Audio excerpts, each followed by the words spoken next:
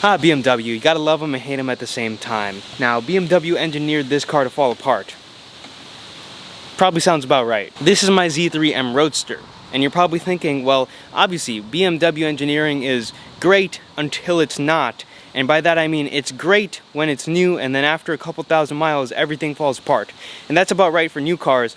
This car is actually pretty reliable, other than the one thing I want to talk about. What do you say we take this car out for a little drive, and let's talk about what plagues this car and this generation of BMW. So this car's from the golden era of BMW. The early to mid 90s to the late 90s. This car is just off of basically the last of the E36 generation. It's going into the E46 generation of the M3.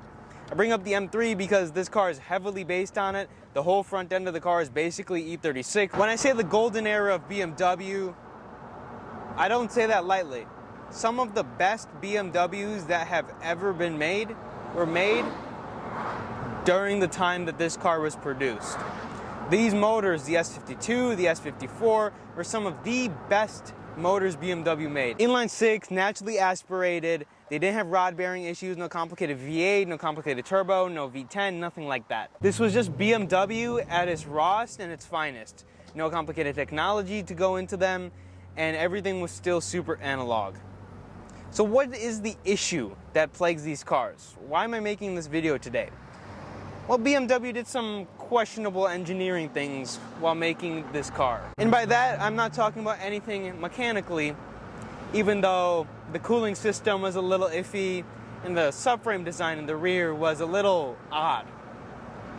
What I'm talking about today is the interior. BMW decided, you know what? We're going to be environmentally friendly, because that makes sense. And they decided that the interior needs to be biodegradable.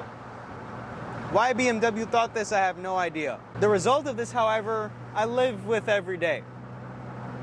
The interiors, instead of biodegrading and recycling themselves 40, 50, 60 years into the future, they decided to do it a couple of hours after leaving the showroom. Dashes would warp, door panels would warp. Mainly, the biggest thing were the glove boxes. Now, they try to fix this as much as possible. This car is pretty solid all the way around, but the one issue that still plagues it is the glove box just being completely not where it's supposed to be. My glove box has a hole that I can fit 2 fingers in. That's not supposed to be like that. I've also seen many instances when I was looking for another one of these cars, or for a Z3M Coupe, aka the clown shoe. Some of the cars just had door handles that were completely missing. Now, BMW and German cars, just in general, are known for having good quality materials used in them. And this is one of the weird exceptions, that BMW just decided to be like, you know what? Let's just try this. And this was the result. Just weird dash cracking, door card just cracking, door handles going bad, and mainly the glove boxes. I mean, with all of those things said, it's still a really good car, and I'm a huge E36 fanboy, and I mean, how can you not be? It's one of the best BMWs that BMW ever made. Get a chance to open it up a little bit.